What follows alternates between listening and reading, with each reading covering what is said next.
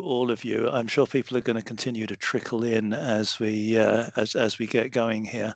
But I think we should start. And the reason I think we should start is because once again, we've got, I think, way more material to cover than we've got time to cover it, even though I think we're starting from a really quite a simple and I think relatively straightforward story, but I hope it's going to take us in a variety of different directions. So welcome to Eric and the Meatballs. The presenters today are me, Rob Butcher, and Lockie, who is on here somewhere. He'll probably give you a wave. We're going to flip-flop backwards and forwards and try and be as, relatively speaking, seamless as we can. So let's get into this. Start with our land acknowledgement. So we are based in London, so the health ethics team. So we acknowledge that we are gathered on the traditional lands of the Anishinaabe, the Haudenosaunee, the Lunar-Peewak, and the Atawandaran peoples. But having said that, we recognise that today, this session, we're brought together virtually and we're scattered through the province.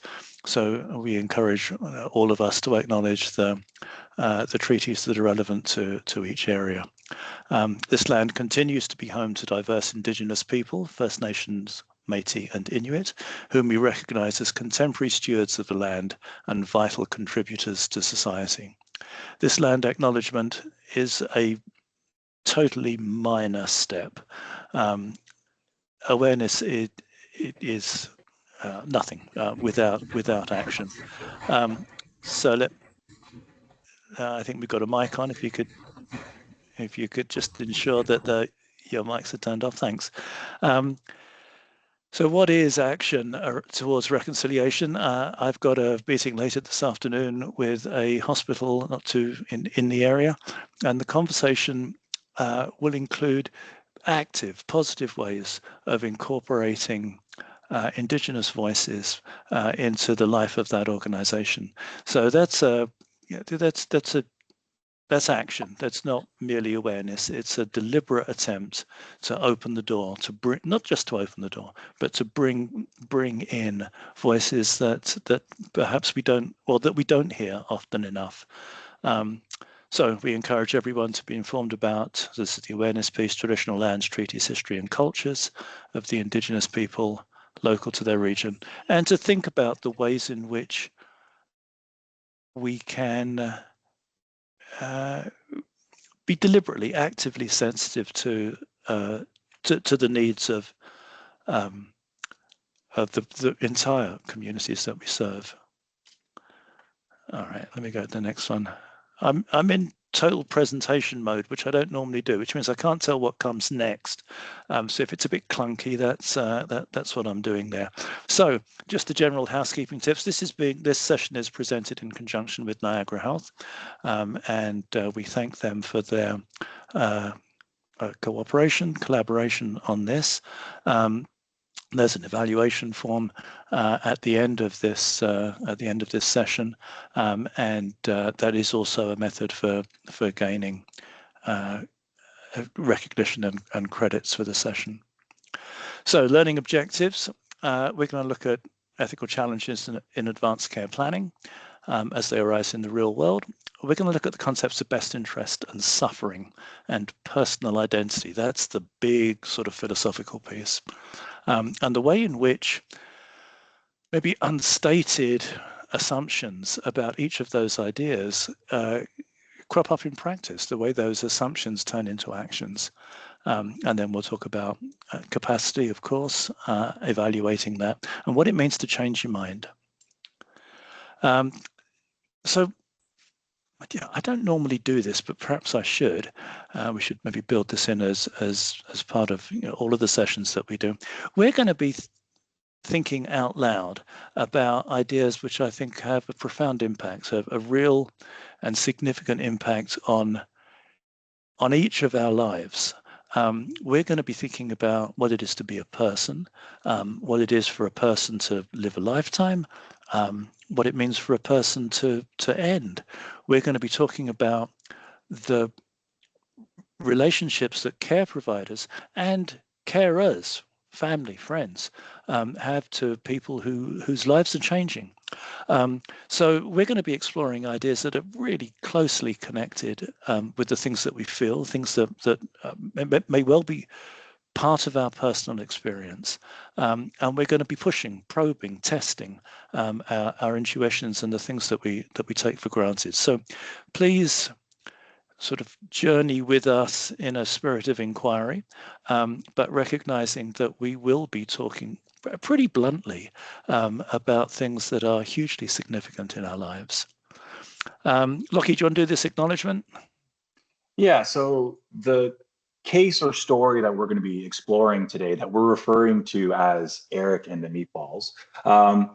The one that we're using is a bit of an embellishment. We're changing the story a bit just for the purposes of this discussion. But it's actually stems from a real case in an article that I came across in my research. And so if you're curious about this case, feel free to check out the article. It's by Lavazza and Reichland, and it's called Of Meatballs, Autonomy and Human Dignity, Neuroethics and the Boundaries of Decision Making Among Persons with Dementia. And I think it's worth flagging that this is a real case, in this case from Sweden. And presumably the sorts of questions we'll be talking about today are things that you will have come across at some point. But if you're curious about this particular case, please feel free to check out that article. Thank you. So I've been talking about these topics for, I don't know, 20 years, 25 years, but I didn't know Eric.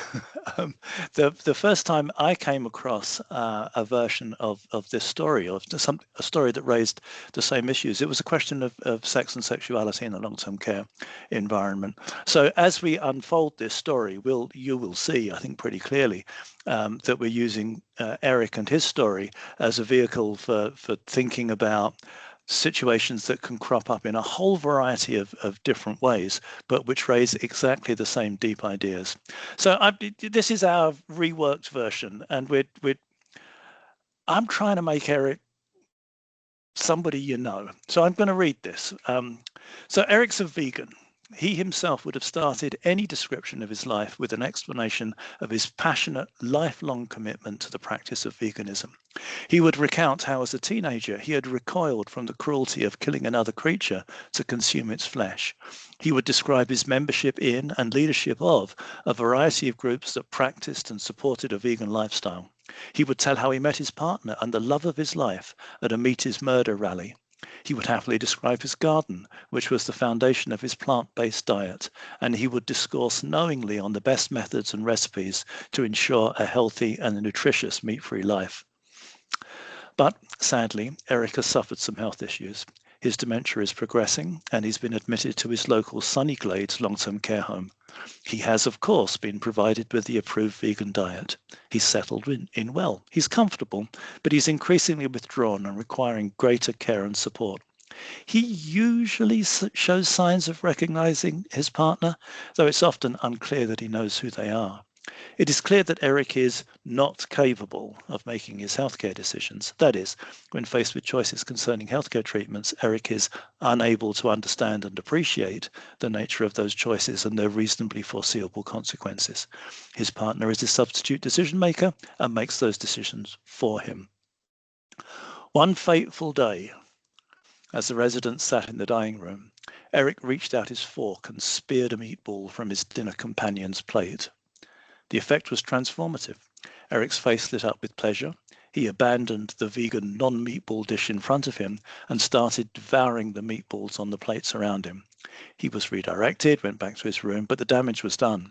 The next morning it was bacon, and at lunch it was ham sandwiches. He refused his own specially prepared meals, but instead seemed to actively seek out the meat-based alternatives. Eric had to be confined to his room to prevent him eating other residents' meals, and he only desultorily picked at the vegan menus he's offered. Does that capture Eric? I can't see. I haven't got any faces. The only person I can see is Lockie and Aurelia. I should maybe skip some further. I'm trying to capture a real person, so I want you to know Eric. I've got a hand up from Shelley Lynn.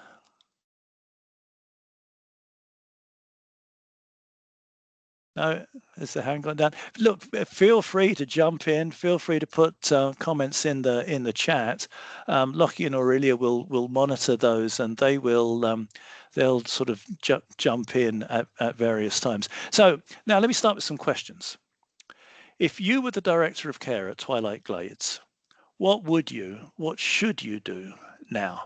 And so we're gonna pepper this discussion with a whole series of polls. So we really want you to participate and to bring your intuitions, your thoughts here.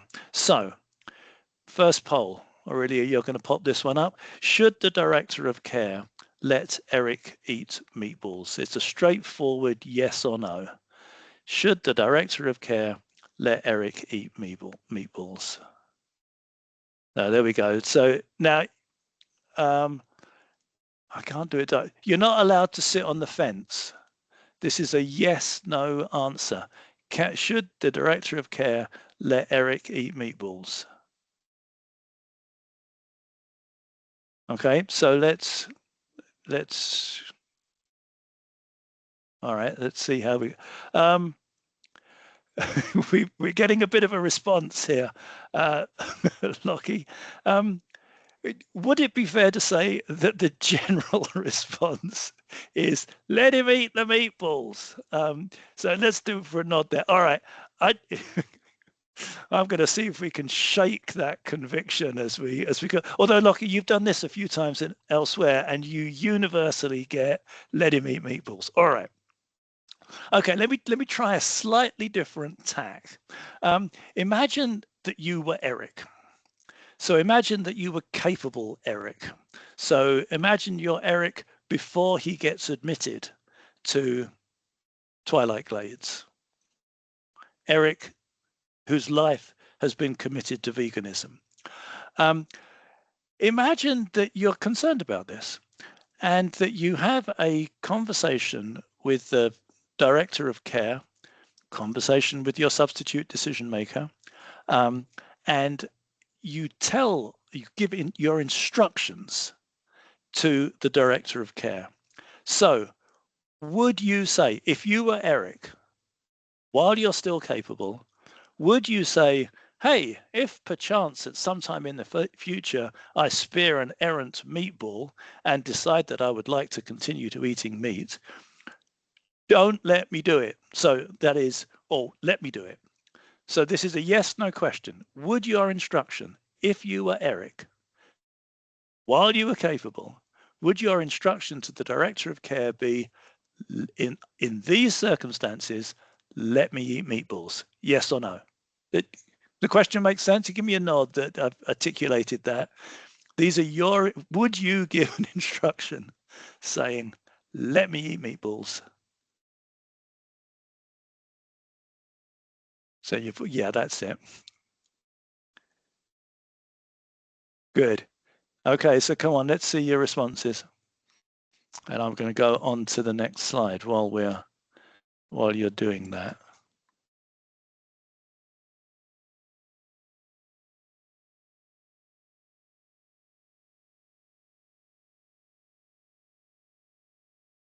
All right, so this is this is a bit more interesting, isn't it?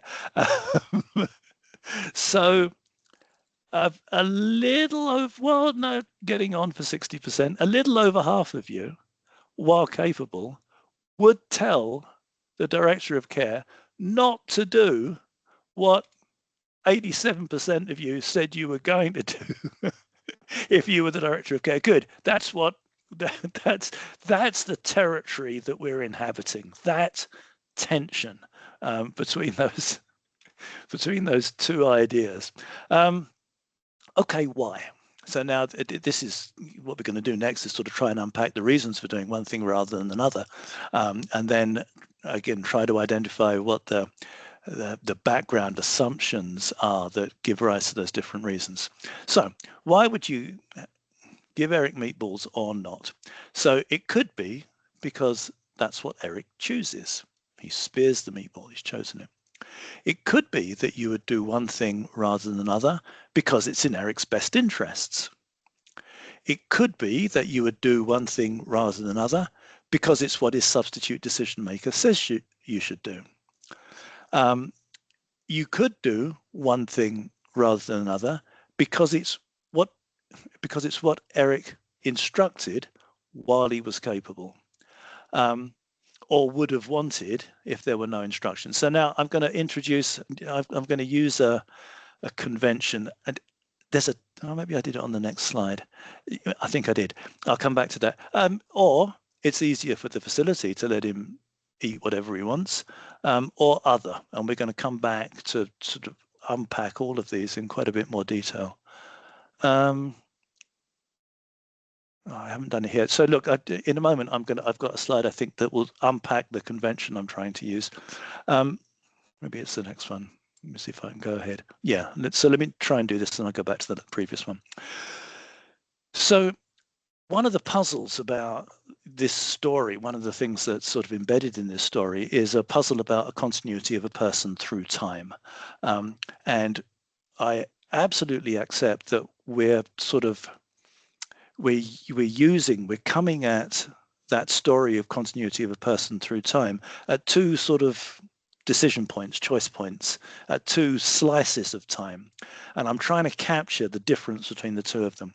Now, what I'm using is Eric now to mean, and maybe this is counterintuitive, Lockie and I were arguing about this, but I'll try to explain. Eric now is capable Eric. So that's Eric through his lifetime.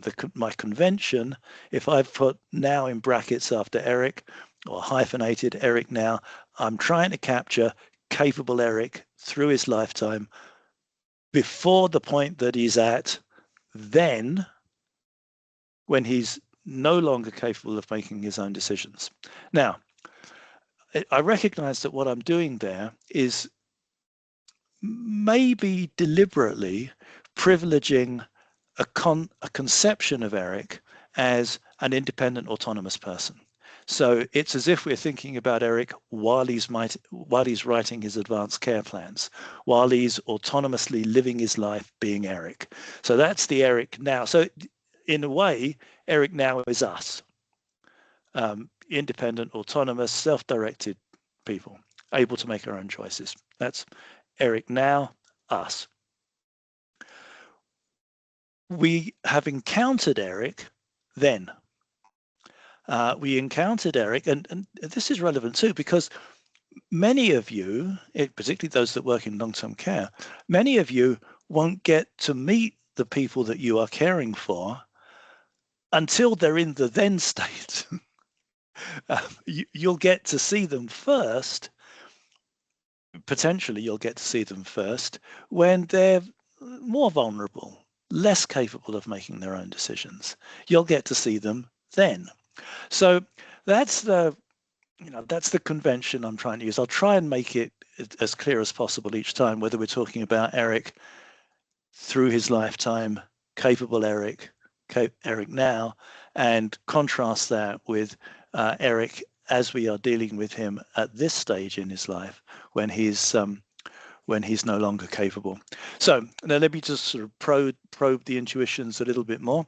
Would it matter if Eric's opposition to the eating of meat was grounded in a religious belief?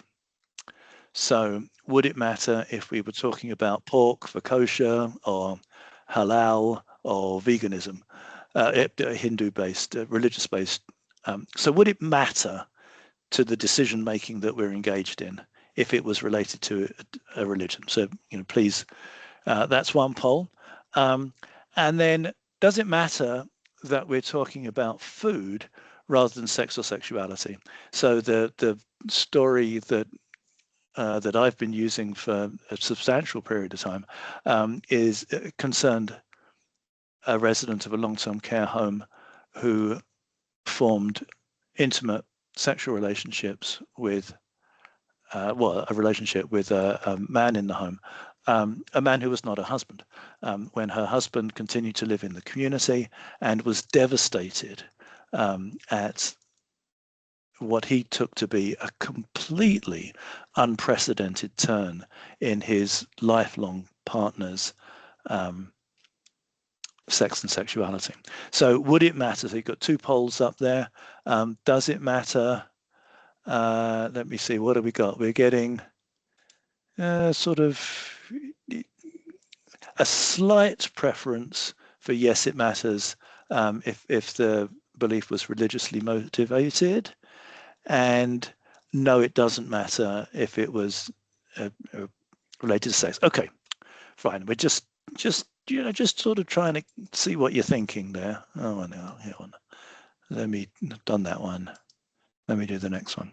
All right. So we're back to what are the reasons that we might give for giving Eric meatballs, not giving Eric meatballs.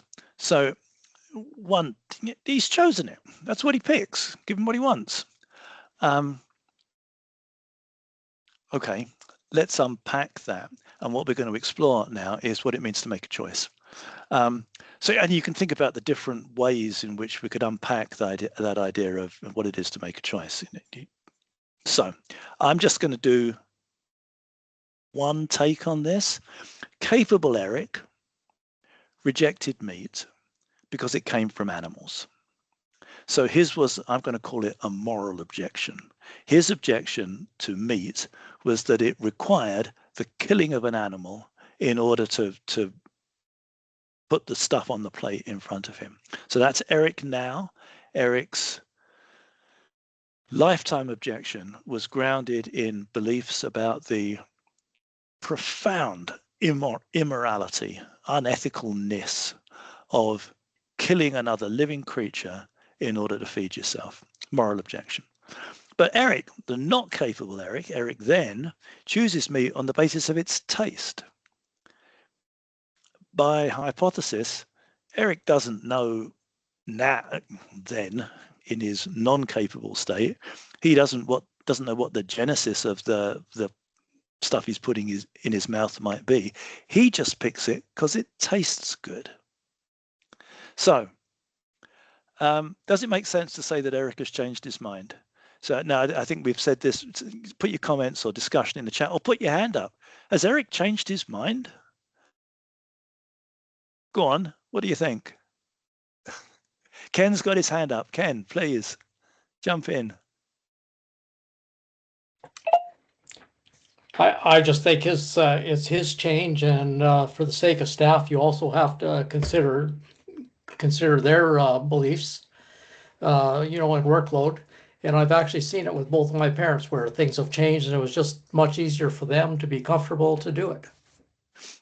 So thank you, Ken, and thank you for identifying the personal components of this, because this is exactly what we're exploring, and I think you indicate exactly how hard this is. Ben, you've got a comment. Please jump in. So similarly to when he discovered the fact that he didn't like to eat meat as a teenager, prior to that, he did eat meat, and then he evolved over time and subsequently became vegan for very reasonable reasons. But like similarly to how someone could be a dedicated Catholic attending every mass and all of a sudden they don't go to mass because that's no longer a priority, they're evolving as a person. Someone might say, oh my goodness, this is devolution, but I would argue they are just changing as cognitively are changing. We also don't have smokers. Smokers forget that they smoke and they don't attend smoking anymore, even though that was critical to their socialization. Should we be forcing that person out for a smoke? I think people would say that's ridiculous. I know that there was a basis here, but he's changed, unfortunately, by virtue of the diagnosis that he has. And that's so.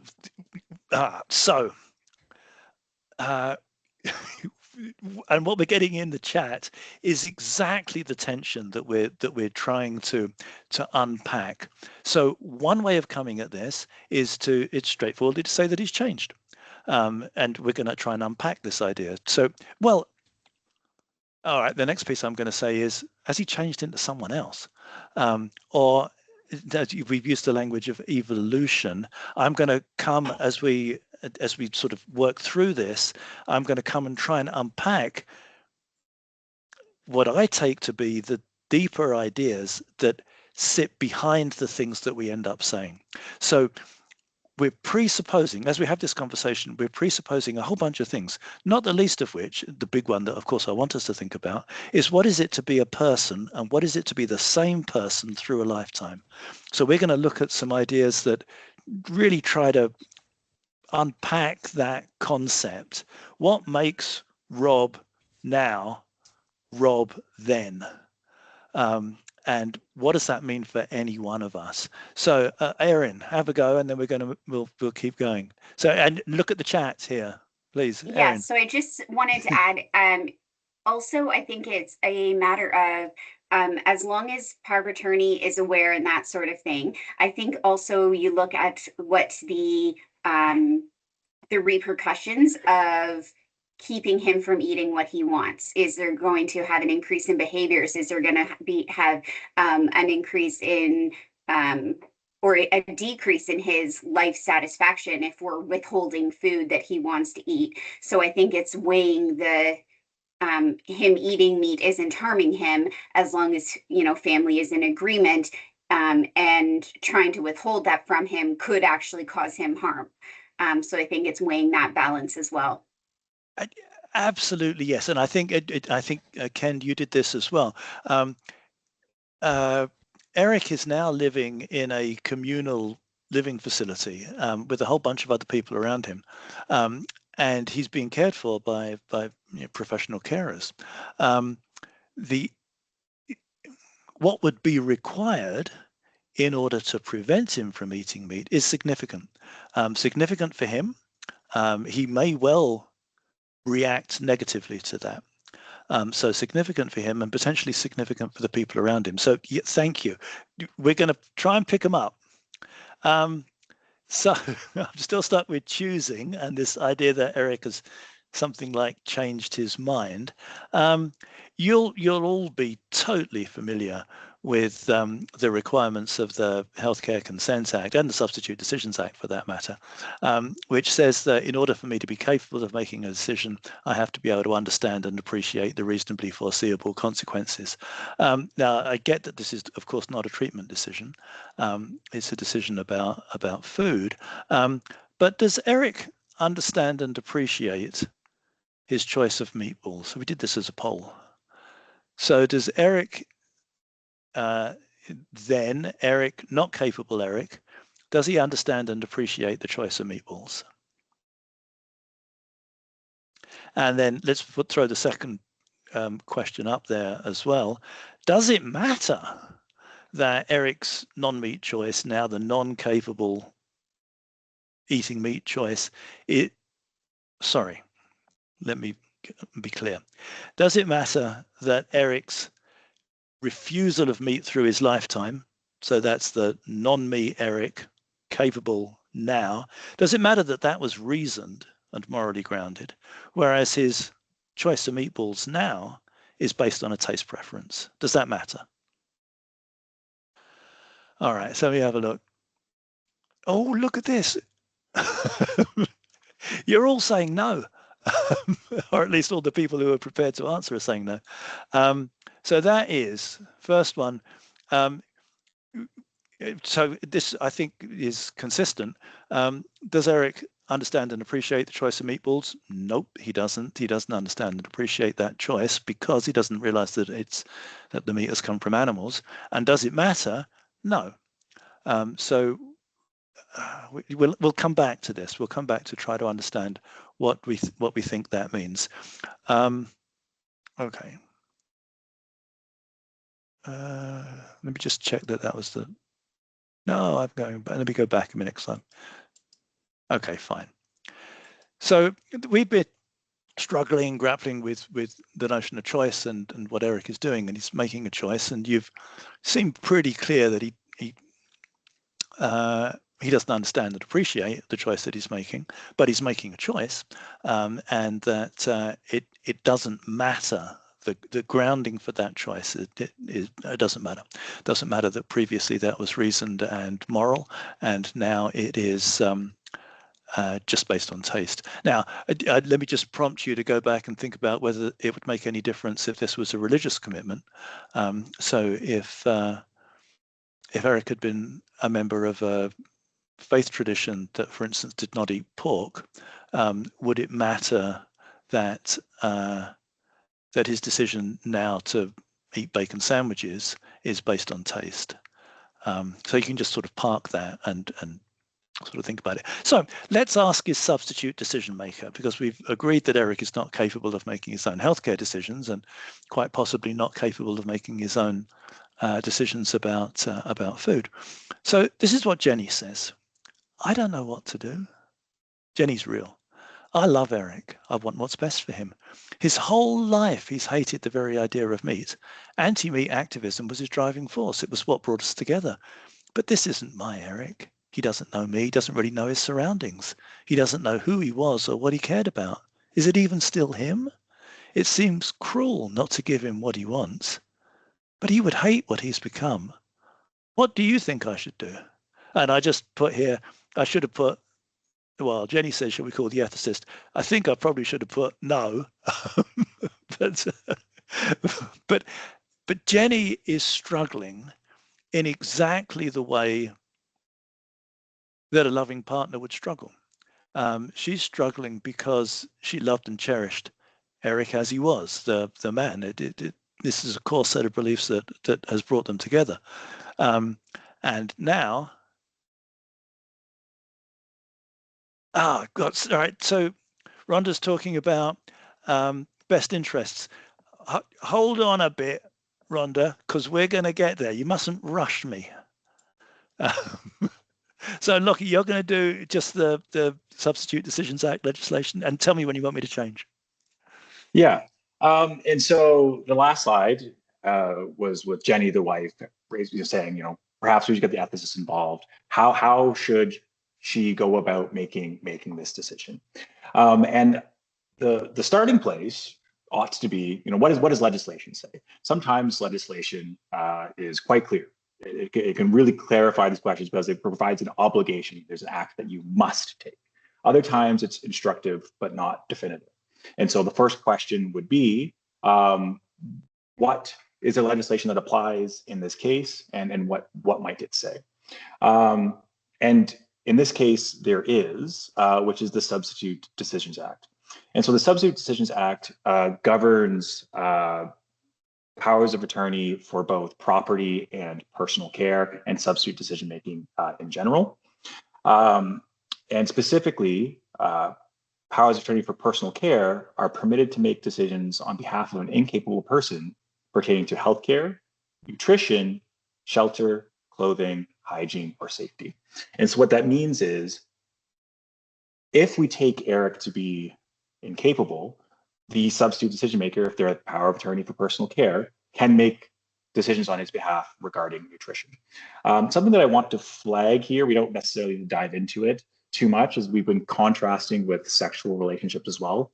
Note that the Substitute Decisions Act doesn't say the power of attorney can make decisions about relationships or sexual relationships. It says a bit about safety that could be applied there, but it doesn't speak to that. But it does speak to nutrition. And so if Eric was taken to be incapable, then he would be, can you just go back for a sec, Rob? Then he would be taken to be, then the power of attorney could make decisions on his behalf.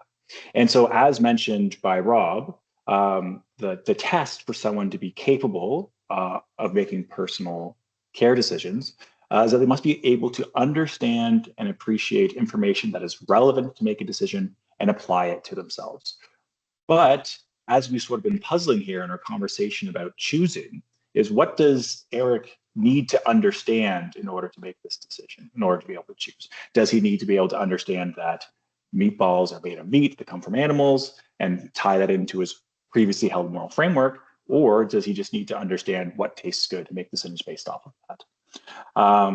That being said, powers of attorney for personal care become active when the individual is deemed to be incapable, which can be guided by specifics in the document itself, or if a capacity assessor deems the person to be incapable. So questions we've been discussing is if Eric is capable or not.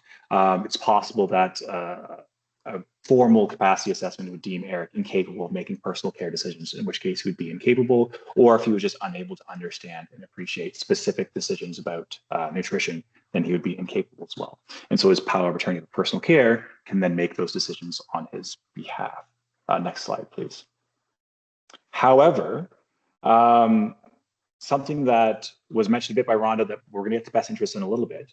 But there are actually rules that a substitute decision maker, a power of attorney, must follow in making these decisions.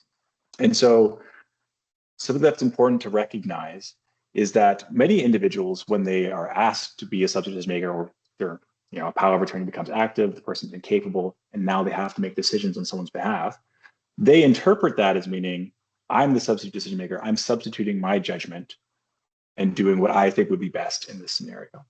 But that's not actually how substitute decision making works. An individual that is a substitute decision maker is required to make decisions that the incapable person would have made if they were able to make those decisions themselves. And so there's actually specific guidance as to how substitute decision makers should be making these decisions. And so again, what's prompted this is Jenny asked, what should I do in this situation? And there is a bit of guidance in the Substitute Decisions Act. And the first of which comes first, most important, is that if the power of attorney knows of a wish or instruction applicable to the circumstances that the incapable person expressed while capable, the power of attorney shall make the decision in accordance with the wish or instruction. Notice the language of shall, right? That's an obligation. It's not can or should consider, it's shall. And so if, hypothetically, Eric in his advanced care planning document or his power of attorney document explicitly said, I only wish to receive nutrition that adheres to vegan values, meaning no animal products, then the power of attorney is obligated to make decisions based off of that wish or instruction. But again, that would require that there be an explicit wish or instruction. It doesn't need to be written down, but there would need to be an explicit wish. And then some other principles or rules. They should be use reasonable diligence in ascertaining whether there are such wishes. If he made a wish in his power of attorney document, but he changed his mind later while capable, because again, capacity here is in question, while capable, the most recent capable wish prevails. However, and this is what Rhonda was getting at, if the guardian does not know, or a power of attorney does not know of a wish or instruction that's applicable to the circumstances that the incapable person expressed, or it can't be determined, then the person must make decisions that are in Eric's best interest. And we're going to unpack that in a little bit. Next slide.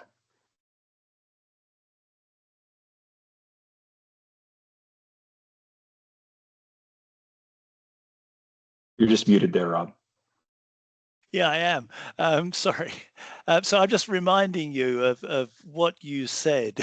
So way back up at slide 8, I think we got 2/3, something like that. I can't remember. Something like 2/3 saying that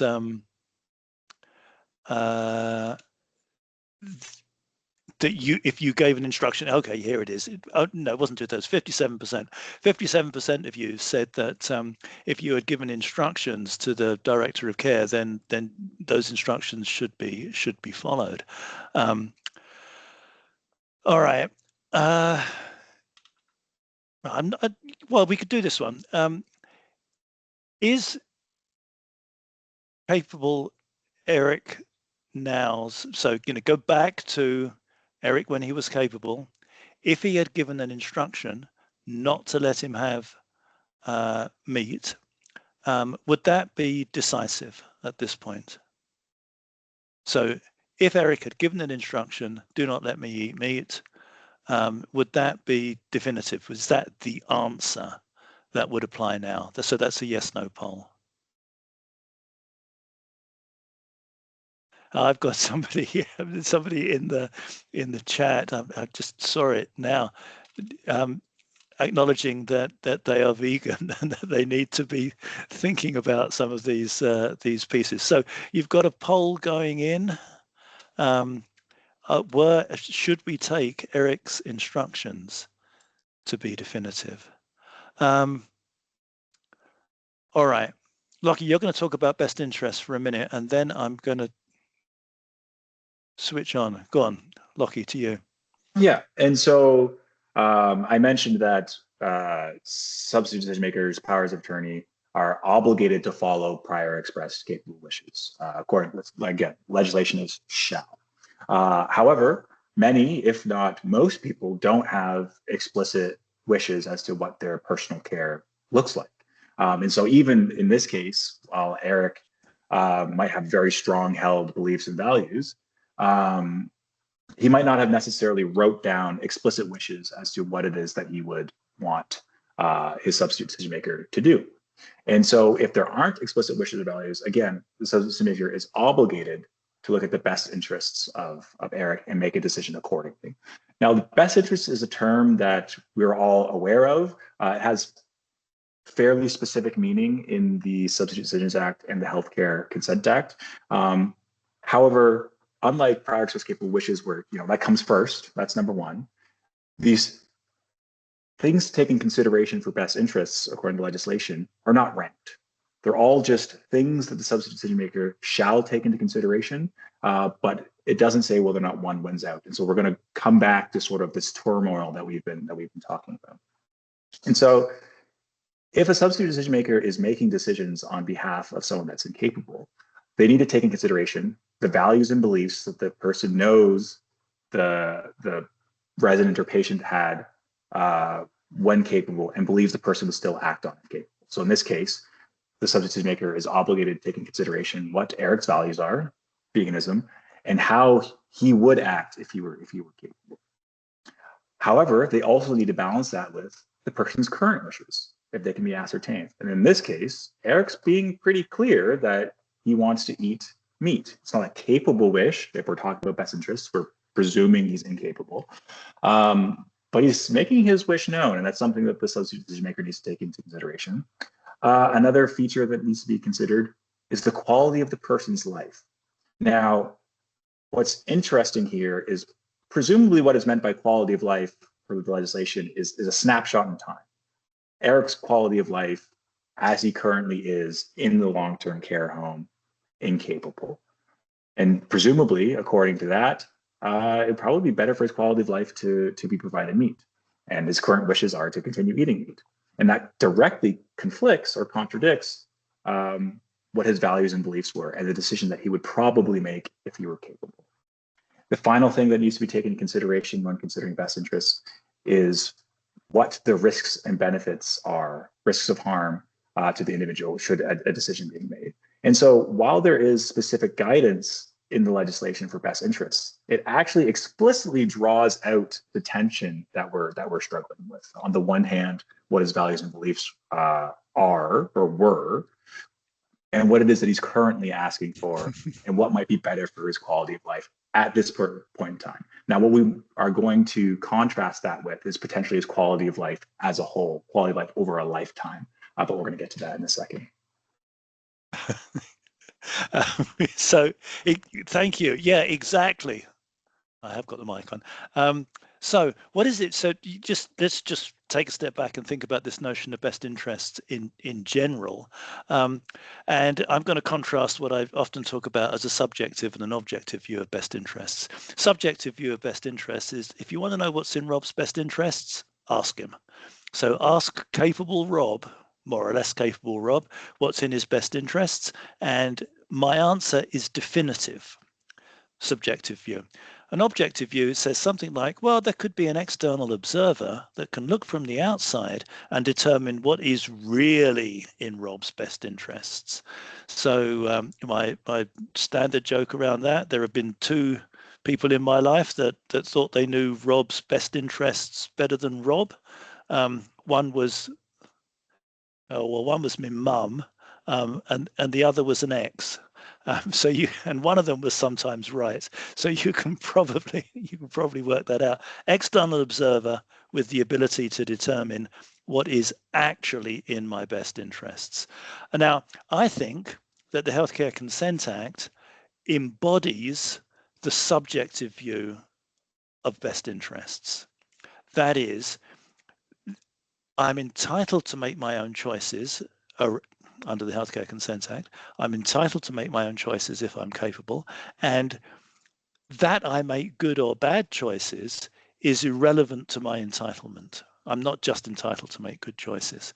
So in effect, what it's embodying is my capacity, my ability to determine what counts as in my best interests. Now, let's sort of take that background piece and do the temporal bit, the bit that we're concerned about now. So is the question about Eric's best interests a question about the best interests of Eric at this moment, the non-capable Eric who wants to choose meat? Is the question about best interests a question about Eric then? Or is the question about Eric's best interests a question about Eric's lifetime best interests? So if you think about Eric's best interests over a lifetime, you could very well argue that it would be better for Eric over a lifetime, that Eric himself would view his best interests over a lifetime as consistency of action towards meat. So let me try and put that, and I'm going to unpack that a moment in terms of sort of a narrative conception of what it is to be a person through a lifetime. What I'm trying to capture here is the idea that if you were to ask Eric while he was capable what his best interests would look like, he might say that it would be in his best interest to be of a piece, to act with integrity through that lifetime, not to have a conversion experience. So that would be best interest lifetime. Or a third option, trying to work out what the best interests of Eric in his non-capable state might be, the answer could be what Eric said when he was capable. Right? That's the idea that you're projecting into the future your capable wishes now. So we haven't put this as a poll. I just want to try and capture that this question about best interests is ambiguous, is one way of putting it, can mean quite different things. Are we looking at the best interests of the person that Eric has become, the person who wants to spear meatballs?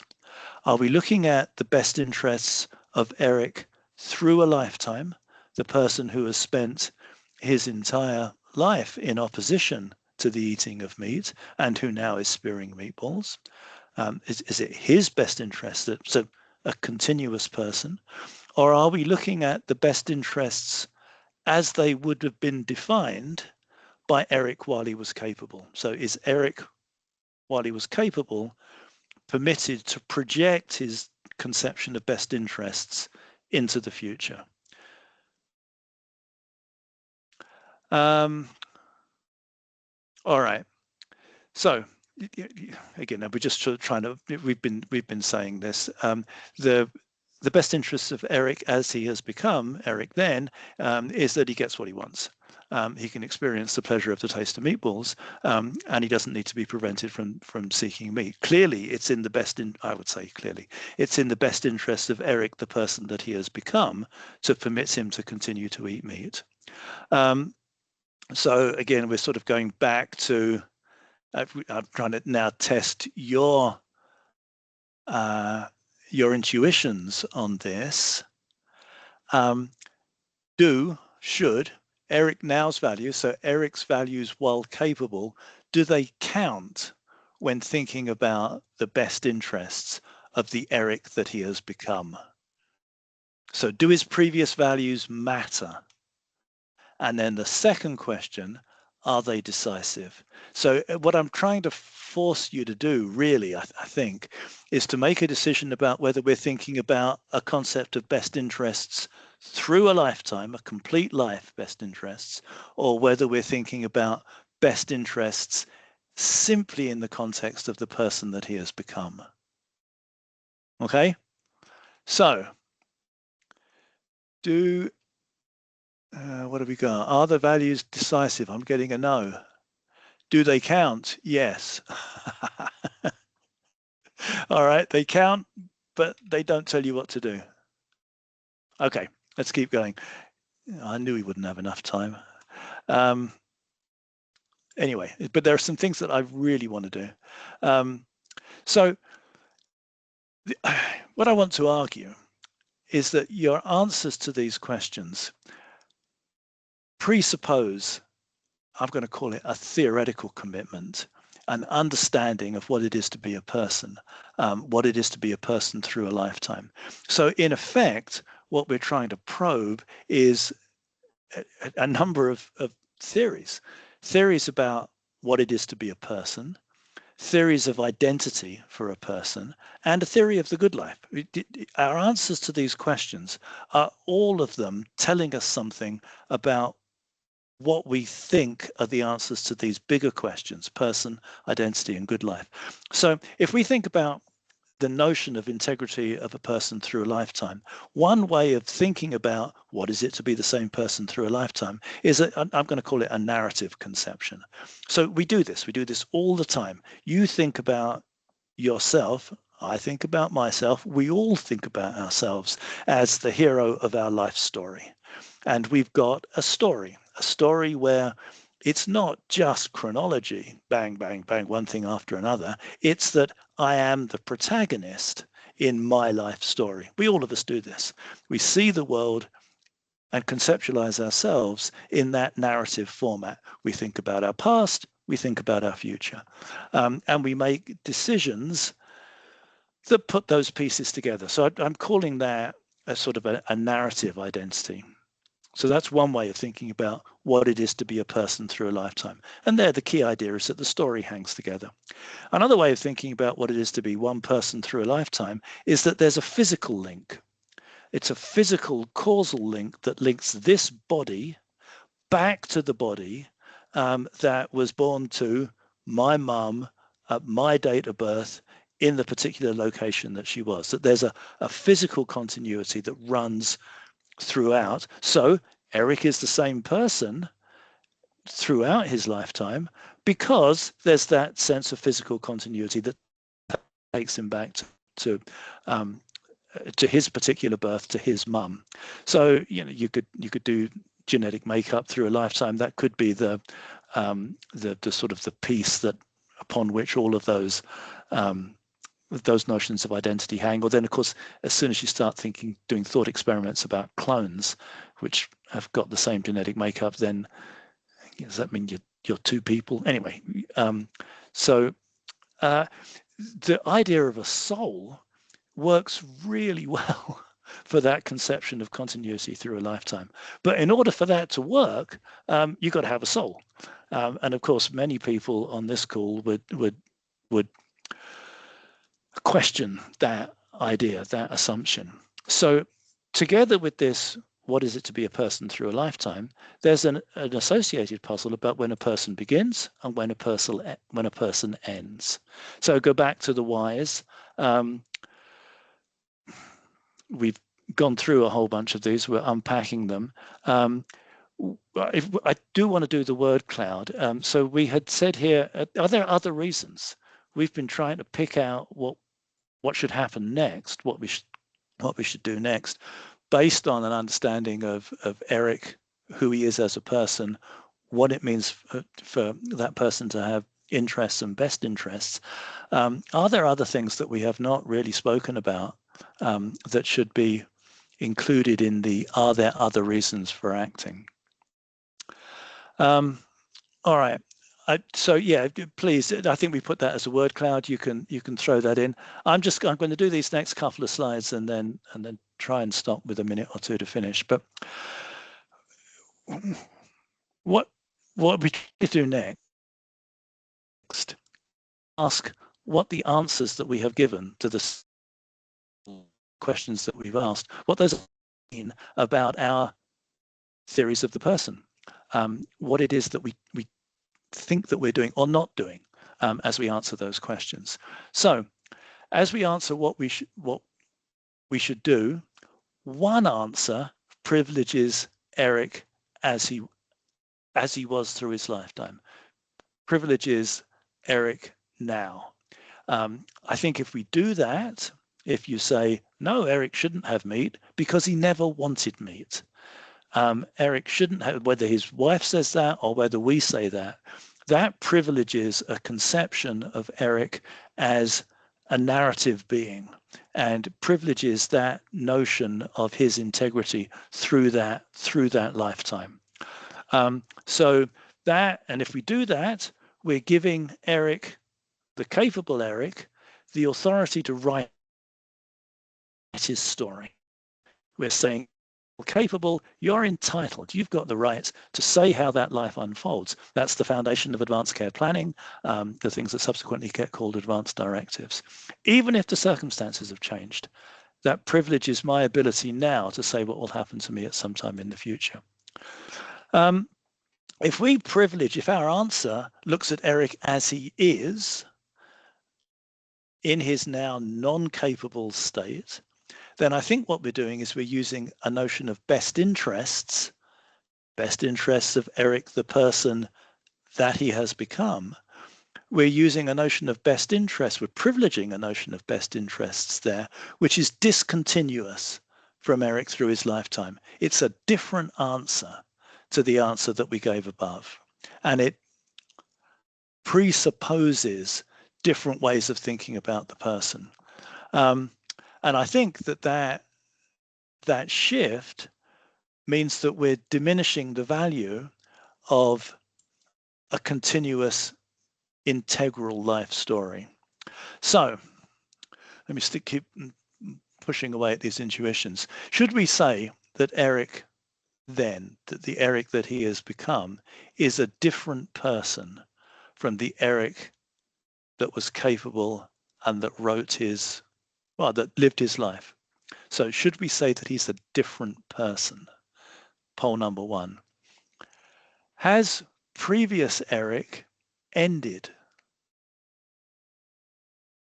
So when Jenny says he's not who he was, is she right? Is she saying that this is the person that we have in front of us now is not the person that he was through our lifetime? Are Eric's carers accountable to capable Eric, the Eric that he was, or are they accountable to the Eric that we have then, the Eric that he has become? And then the final piece is, how can we help Jenny? And please, do that as a chat, do that as an open mics. Lockie, I'm just going to quickly, I'm sort of screeching to a halt here. If you think about the practical implications, please think the practical implications is that this is really hard, and that the decisions that people make here are profoundly significant, and the ways in which we talk about this and think about this are really, I think, really important. So yes, let me do the practical piece. Think about the things that you would want. Think about a notion of yourself as a person through time, and whether you would be comfortable about allowing your future self to do things that are perhaps radically different or contrary to things that you would do now, and whether you'd be prepared to say, look, if I'm happy in the future, fine, let me do it, or whether you want to control what happens to that person at some time in the future. And then that needs to be connected to substitute decision makers. Oh, hang on, if we have time. Now, what I've not spoken about at all is the way this has an impact on advance requests for MAID. So I'm just going to say, I'm not going to say anything. I'm going to say that's another story. That'll be a tease for another time. If you sort of unpack this, if you think about this, Quebec has permitted MAID for advance requests. One of the key ideas, one of the challenges around MAID for advance requests is that the person's suffering has to be determined at the point of administration of MAID. And that raises all of the questions that we have just been talking about. So how do you evaluate suffering at the time of the provision of MAID? What's the connection between an evaluation of suffering at that time and the person's lifetime? What's the relationship between the definition of suffering then and the things that I identified while I was capable as the things that I would take to be suffering then? And just go on, I'll say one more thing and then I promise I'll shut up. When you look at the explanations of suffering that are given in the MAID reports, people are asked what constitutes their suffering. The top 4 all identify, so the top 4 descriptions of what constitutes suffering, they all of them identify a loss of something, a loss of ability to do thus and so. And I suppose the philosophical question is, can I suffer and not know that I'm suffering? So again, you haven't got time. Look, we've thrown a whole load of stuff at you, and again we ran out of time. It's never happened before. Please put your comments in the chat. There will be a recording which will be posted. So that's part 1. Part 2 is we'll have a go at taking your answers to the polls and repackaging them and posting that as a blog so that you can go back and have a look at the way in which people answered the questions that we've been talking about here. Feel free to reach out to us. You know where to find us. So info@healthethics.ca will get to us, or either any of our individual names, and we are happy to continue this conversation in any way that would be useful. So thanks for taking the time. The evaluation piece is there. The QR codes are up. So please feel free to. So Rhonda wants to do advanced requests for MAID. Yes, so do I, Rhonda. I just we'll schedule that for some time. And of course, if you've got comments for things that you want to do, please throw them in the chat. And thanks for taking the time to explore this with us.